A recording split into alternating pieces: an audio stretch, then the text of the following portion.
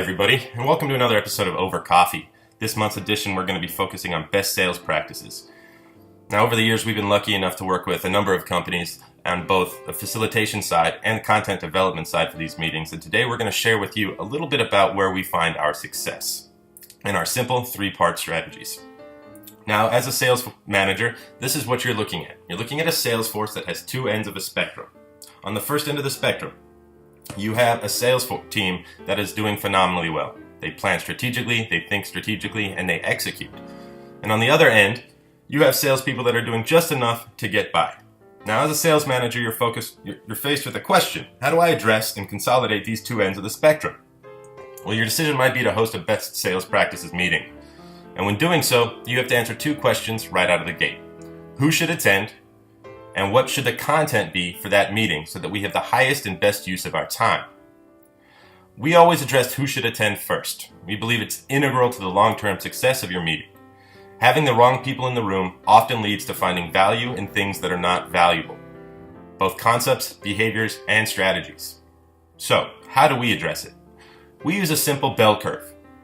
We break our sales forces up into 4 different sections: poor, fair, good, and great.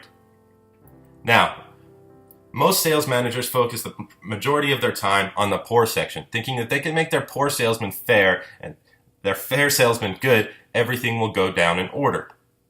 Unfortunately, the poor salespeople lack motivation and talent to get to fair, good, and great.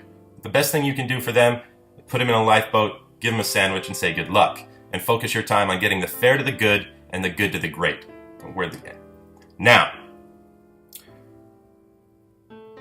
how do you develop content? We use an interview process.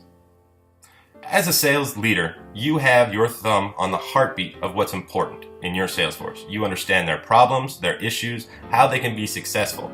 You have concepts that you already know you want to address in this meeting. But this meeting needs to be inclusive. How do we do that? With the interview. Now, the most important part of the interview process is picking the right questions. As a leader, you know that you need to talk about how they plan, how they address their clients, how they think strategically. Those are all things that are important to you. But you have to design an interview that is open-ended to elicit organic information, things your salespeople will tell you that you don't know to ask. In doing so, you're going to end up with an abundance of data, and that's exactly what you want. Because in this data, you're going to begin to discover patterns of behavior, patterns of process, successful patterns that you need to share in this best practices meeting. And this is where the primary part of the content for your meeting is going to come from.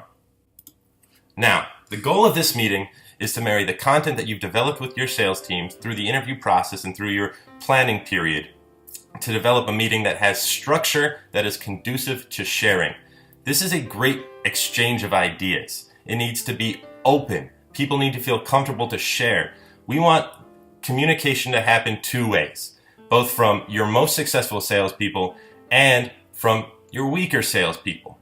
There's not going to be a moment where you're not going to find value in what they have to say. And if you do this correctly, it will lead to more sales for your team. Well, that's how we at Creative Ventures prepare for our best sales practices meeting. If you find yourself having trouble consolidating the two ends of your sales spectrum, give us a shout. Thanks for watching.